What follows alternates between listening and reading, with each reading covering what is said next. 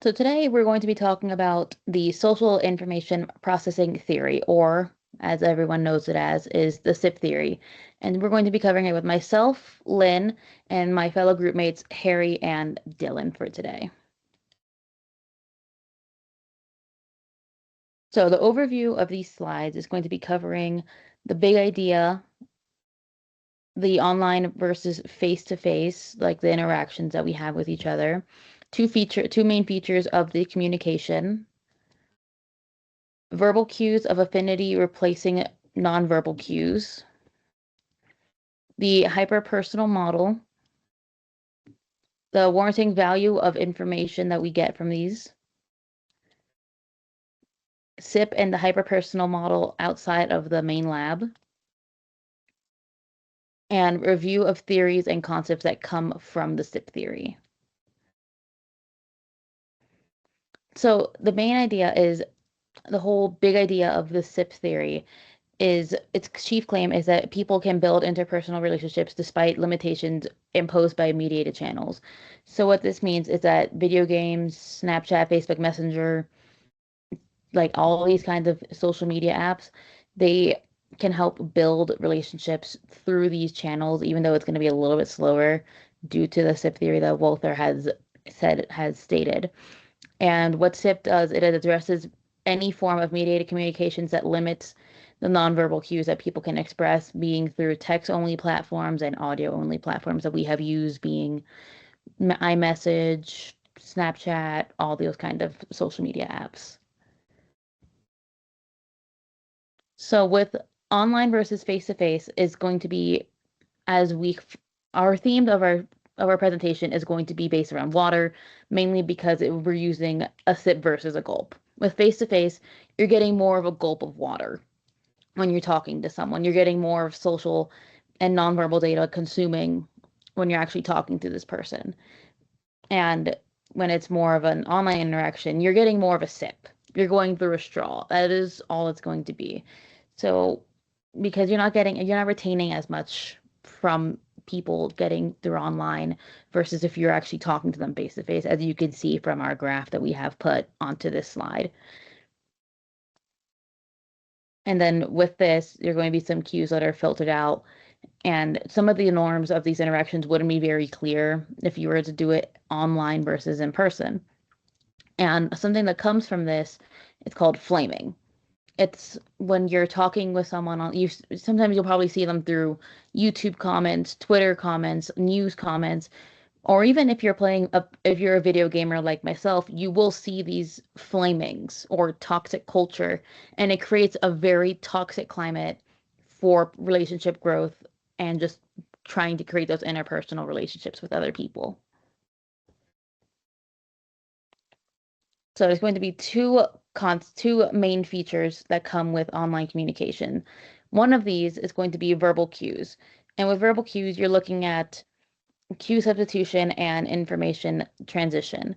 So with this, it's a little bit easier to try talking with people face to face because you can actually take what they're saying and be able to actually take that into account with yourself because you're actually hearing their dialect, you're hearing their accent, hearing how they're going to be wanting to say something to you because you're able to process their vocal tone, their facial expressions, posture, all that fun stuff. But with extended time, you're going to have the 4-to-1 ratio and the quality of outcome. With these things, the 4-to-1 ratio, it comes from the fact of with text-only communication, it takes about 4 times longer to actually convey the same message, versus when it's actually face-to-face with someone. And the equality of outcome is that they can reach the same depth as if you're doing online relationships. It just takes a little bit longer because, as I said earlier, it's more of a sip than a gulp in that case. So verbal cues of affinity replacing nonverbal cues, there's going to be something called inconsistent messages. And what that means is that there's more verbal and nonverbal content. They don't really match each other, mainly due to sarcasm and afflicting emotions and messages that you'll get from these messages. Being the emojis, for example, they're always used for emotions, photos, all the examples. because that's how people communicate, especially online. That's the best way people can communicate their emotions. They see a cute dog, they leave a little red heart. They see something sad, they'll leave the crying face emoji. Or they'll see something happy and they'll leave a happy emoji. That's how that works. But through this, they can also be used for online, like, praising for statements of affection, self-disclosure, all that fun stuff. But it's still one of those things where it helps with communicating how what the facial expressions are with having a face-to-face conversation, but it doesn't really add in as much as you would get from actually talking to the person or being able to see their actual emotes that they have on their face. So, Walther wasn't content with just simple anecdotal tales of online relationships to support his theory. So, over the course of 3 decades, he conducted numerous experiments, such as the one I'm about to explain. Walther got 28 pairs of people who did not know each other and asked them to discuss moral dilemmas. Half of these people, half of these pairs were asked to speak in person, face to face, while the other half were asked to speak online only. What they didn't know was that one member of each pair was actually an accomplice recruited by researchers ahead of time. What they also didn't know was that half of these accomplices were asked to act friendly and nice, while the other half were asked to act unfriendly. These face to face conversations were recorded behind a one-way mirror, while all online communication was saved for review so that trained raters could categorize the different ways the accomplices communicated in both verbal and nonverbal emotions. And afterwards, the naive, unknowing participants rated their partners on their degree of affection. But regardless of online or face to face, there was no difference perceived in the emotional tone, regardless of the method of communication. Any difference in warmth that they perceived was due to the intention of each accomplice. So every friendly accomplice was perceived as nice, while every unfriendly accomplice was perceived as mean. Uh, what verbal behaviors did accomplices use online to show that they were friendly? Ties back to the uncertainty reduction theory that we went over for the purpose of social penetration. They use things like self-disclosure, praise, and statements of affection, like Lynn had just previously mentioned. But what about the in-person accomplices? While they still use the same strategies, what these accomplices said when physically present did not matter as much as how they said it, how they showed it. They had the advantage of nonverbal communication, such as facial expressions, eye contact, tone of voice, body position, and other nonverbal cues to convey how they felt about their partners. And these findings suggest that you can convey just as much warmth through texting, face-to-face in-person conversations, FaceTime, or even Snapchats sent to each other. But compared to the visually oriented channels such as face-to-face or FaceTime or Snapchat, building warmth over texting would definitely take longer. So these are the reasons that SIP's chief claim says that we can build interpersonal relationships online. We can replace missing nonverbal cues with verbal communication, and extending time can compensate for the limitations of online communication. Which leads us to the crucial variable in online communication, which is extended time. So imagine you're handed a cup of water. Talking in person is more like gulping all of that water, like Lynn had mentioned. But talking online is more like sipping through a straw. It takes longer to get information and it's piece by piece, not all at once. Now, while there is social media as a factor to consider, you can still sip information piece by piece through messages or comments.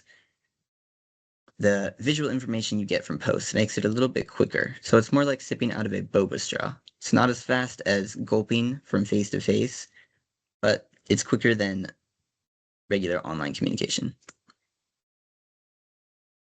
So, in the previous experiment I discussed, face-to-face pairs were given 10 minutes to have their conversation, while online pairs got 40 minutes. This is the 4-to-1 ratio that Lynn had also mentioned. The difference in extended time, though, had no difference between the two channels of communication. There are two other factors that contribute to intimacy on the internet, one being anticipated future interactions. This can be seen as shadows of the future motivating others to encounter on a more personal level.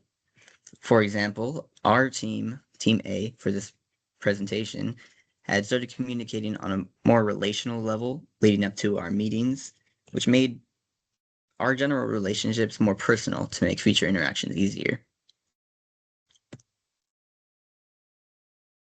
And the second being chronemics. This is how people perceive, use, and respond to issues of time in their communication. Unlike nonverbal cues, no form of online communication can completely filter out time. But does the knowledge of time it takes to reply affect our relationships? After conducting a study, which I will shortly explain, it was found that to convey a positive impression, a fast reply is best. This study was that students read an email and a reply. The email was the same for each student, except the timestamp varied randomly. Sorry, I'm getting a phone call. The results from the study were that the most positive impressions came from the emails with quick replies, and some evidence even showed that women are actually more attuned to reply rates than men.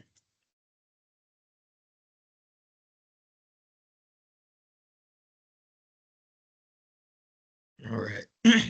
Hello, I'm Harry, and while Bill discussed how SIP may come with drawbacks like extended time for connection, drinking through a straw, or having to respond in only a short period of time for response time. I will explain how with the hyper-personal model, Walther believes mediated or online communication could sometimes be stronger, more effective, or affectionate than communication in person.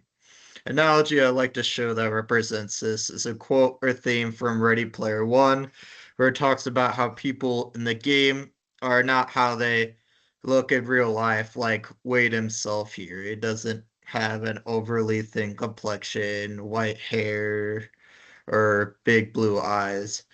This allows people to not know what you sound or look like in real life. And for some people, this could build their confidence and prevent them saying inconsistent signals or contradicting behavior, like Lynn showed earlier.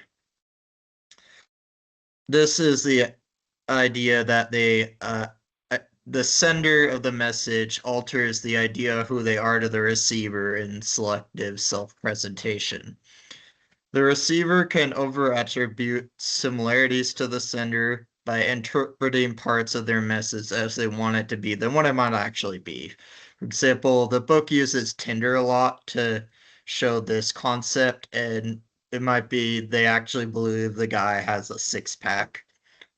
Uh, the channel being asynchronous, it means that you can meet on your own time to connect, unless it's like a video call or something and you have to meet at the same time.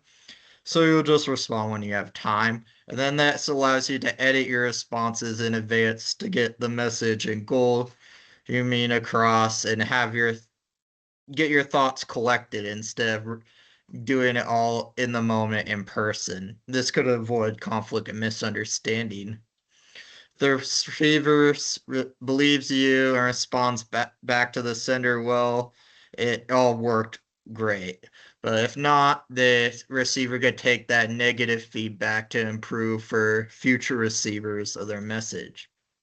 Now, to sort of summarize the hyper personal model, with Ready Player One, many the theme in the story is that many people are not what they seem to be in the game, And literally, H's friend Wade warns him how his girlfriend may literally be just a dude in some guy's basement. But she could also be a really loving future partner for him and an actual nice girl. But he could also just be in love with the idea of her avatar. And as a reminder to sort of how mediated communication not only applies to online, we could think of how it can make things better with the King's speech, our old buddy Albert here, and his speech to the Nazis declaring war. With the channel or radio, it gives him an time to prepare with Lionel and his rural speech preparers, and the channel also that's editing and preparing, and it also allows the audience to respond back whenever they feel like it. Uh, this also allows the sender to alter their representation. If he gave this speech in person as Keen, Albert would probably be terrified. Doing it over the radio allows them to imagine him as bigger, more confident, and he could talk about being a friend with them. And then we could see this works out in the end because they cheer for him outside the palace and he feels better about himself afterwards. While the hyper-personal model can build stronger connections if cues filtered out, it has downsides as well with conveying the wrong message or being more deceitful. Then we'll dive into more how you could spot the truth from this model.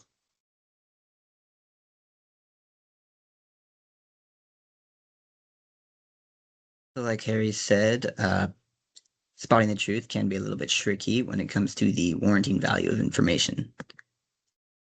So the big idea of this is that hyperpersonal effects aren't likely to occur when people don't trust each other, because online communication can be used to misrepresent, deceive, or outright lie about certain things. For example, say you have a classmate. They describe themselves as quiet and not that extroverted. So you check out their Instagram and you find that the comments actually say that their friends are describing them as outgoing in the life of the party. So who do you trust? Your classmate or your friends who know them? Their friends who know them. So the warranting value is described as the degree to which a target is perceived to have manipulated, controlled, or shaped information that is about the target. It can be useful to ask yourself, do I think they were able to control that information? If the answer is yes, that is likely low warrant information, which is information that can be easily manipulated by the poster or sender. And it can be seen as a sip of grape juice, which is just accepting what's easier to believe. But if the answer is no, that is high warrant information, which is more likely to be believed as true, and it can be compared to a taste of fine wine, which is a more credible testimony. So, from Dylan, we could see how people in the real world have unpredictable actions and we could adapt to communicate clear.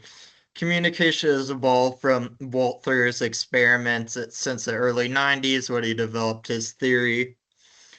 And with the experiments in the past, they learned that they often actually self-disclose less online instead of making up for the lost cues.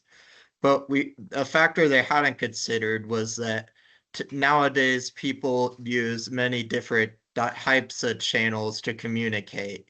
We text each other, we use social media, we call each other, we play games, and we do them all often in the same day. This is called modulated weaving and also a few other names. So it's unknown how this one works. It could be bigger than a big gulp, about the same, or drinking through an even bigger straw than the boba, which is I have this question mark cup down here.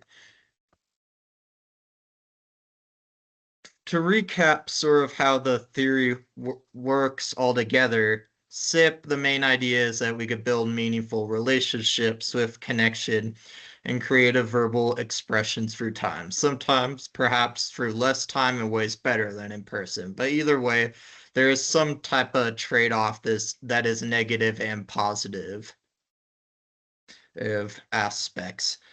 Make sure to do our activity to apply these concepts to one of your mediated communication relationships.